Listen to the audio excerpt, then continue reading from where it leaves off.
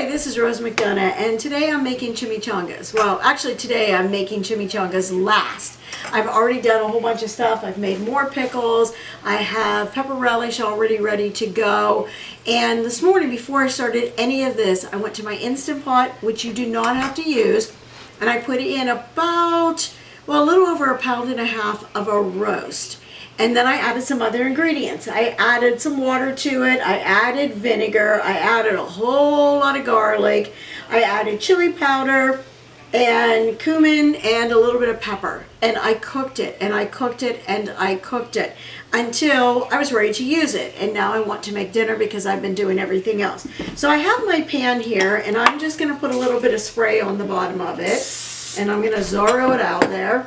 And I have all my other ingredients. What I want you to see is this wonderful meat.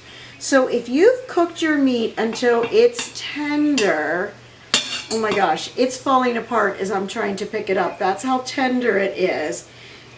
And then all I'm going to do is use my long fork here and just pull this fat away, because although some people love to eat fat, yeah, I'm not a fat fan. Well, I keep it on my body very nicely, but I don't really like to eat it. So I'm going to get rid of that.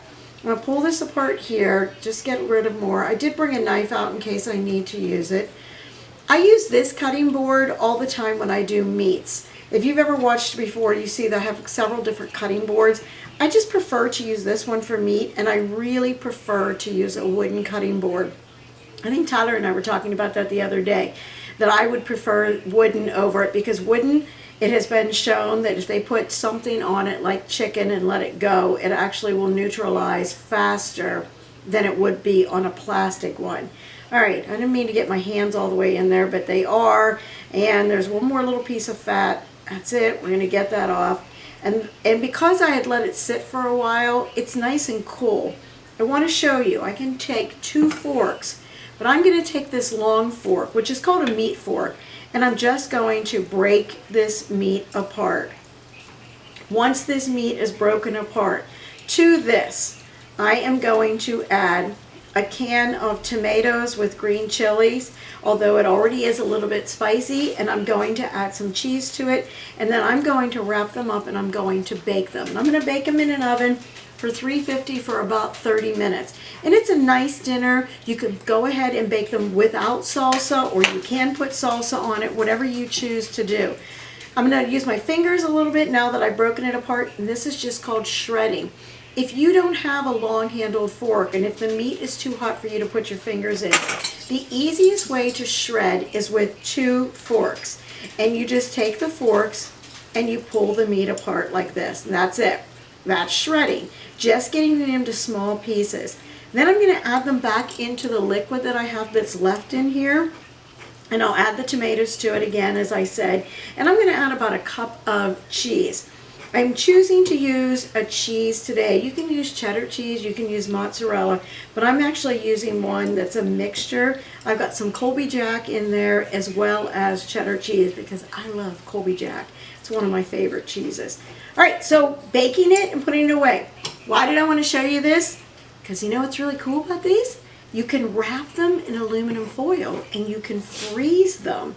And then when you're ready to eat them, you can bring them out, put them in a toaster oven, and you can bake them until they're heated all the way through, or you can do them in the pan, put them in the freezer also, bring them out and bake the whole thing at once. I'm going to put some salsa over top of it before you bake it. You can put salsa. I'm actually going to put a little bit of cheese sauce on top of mine because I think it will be better. I've also been known to, with these, to add refried beans. You can add refried beans to this if that's what you like. Where I'm putting in the tomatoes, you can go ahead and put in salsa. I always like to give recipes that you can do what you want. Take a good recipe and make it your own. All right, tossing this back in. Gonna grab my rubber scraper so I can mix it up, and then I'll have Brooke kind of take a picture so you can see the inside of it and how absolutely easy this goes together.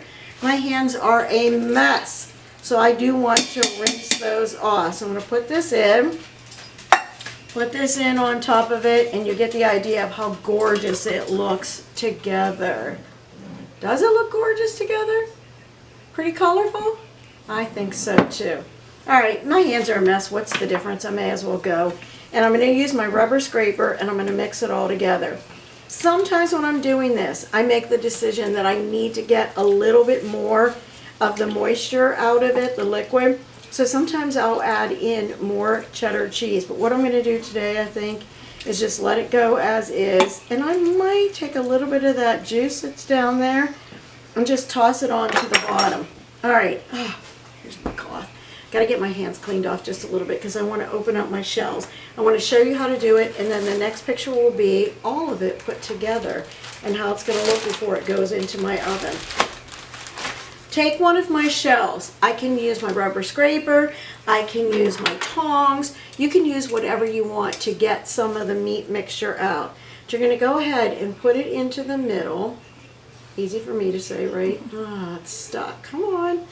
I'm going to put this into the middle. And then what? Well, you have to fold it up. I used to tell the kids all the time, you're making it like it's a hot dog. So I'm going to pour out a little bit of that juice, hot dog it out, and just put it together. I actually have too much meat in there at this point, I realize. So you're going to hot dog it together.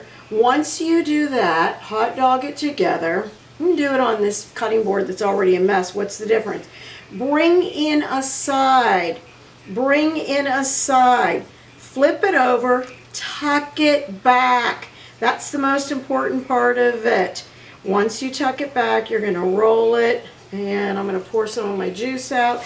Put it seam side down in your pan. Get your next shell. You're going to do the same thing. Again, if you feel like you need to have it more cheesy, you are welcome to put more cheese in. Let me just do another one so you can see what it's going to look like. This piece of meat cost me, it was really inexpensive. I think I spent $6 on it. So this dinner is really for such, and why was it so inexpensive? Because it's not the best quality meat, but that little bit of vinegar in there and cooking it all day is what helps. All right, again, so I tucked my sides in. I did my hot dog. I tucked my sides in. Pull, pull, pull back. And you see all the juice rolling out of it? And I'm going to have a mess all over my counter, but it doesn't matter. It all cleans up. Tuck all that in. Tuck your edges in. You don't want those to come out. And seam side down and put it in. And that's it. I'll show you when it's all done. You don't have to sit here and watch me do this. So I have them all ready to go. I've layered them in here, 2, 4, 6. I've got 7 in here. Put a little extra cheese on top of it. I'm covering this with aluminum foil because I do not want them to dry out while they're finishing cooking. They're so tasty. They're very juicy, and that's how we want them to remain. So about half an hour should be all I need. If your meat is really cold, you're going to have to do a little bit longer, like 40 minutes. And I didn't have enough room for these other ones, which is fine. Somebody will be glad to eat those at a later time. So I already have my aluminum foil ready to go. I have my aluminum foil like this. This is what I do with my sandwiches, other things that I have to roll up. So I've got it ready to go. And remember I said seam side down. So I'm going to lay it in here. And just like we did the chimichanga, that's exactly how we are going to wrap this to put into the freezer, and it's ready to go. Don't ask me why, but I usually do my last end. I just curl it in and I put it like this because I never like to waste anything. Oh, I finished out the bag with the flour tortillas. Doesn't this look like a perfect place for me to put my extra chimichangas in? And that's what I'm going to do. I'm going to layer them in here, and then I'm going to toss them into the freezer. If I have any of these left over, I'll do the same thing with them. So again, always work corners to corners. It works so much nicer if you do that.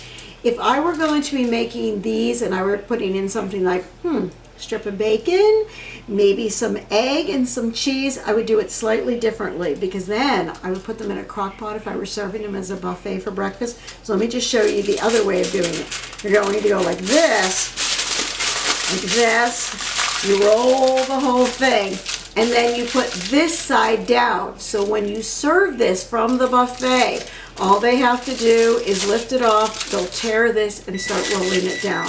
Aren't I just the weirdest person? Because I always do these strange little things. All right, so that's it. These can go into the freezer. Somebody can bring them out later. They can put them in the toaster oven, or of course you can put them in the oven and do that. And they'll be wonderful to eat. These will be great. I'll take a picture of them later just so you can see the finished product after the cheese melts on them. And I'm going to go ahead and pull 2 names. Getting low on my names in here. I always say that. I need more. Angelica Garcia. I don't know who you are, but I really appreciate that you have subscribed or have left comments. Be one of those. Graham Kralik. Graham! How about that? So I posted on the North Sewickley Facebook page, and I'm guessing that's how I got Graham Kralik to become part of this. Graham was never in my classes, but I'll bet he wished he was. All right, thank you. Like me, subscribe, and please share. There might be other people who like doing this too. Have a lovely evening, and I'll see you the next time.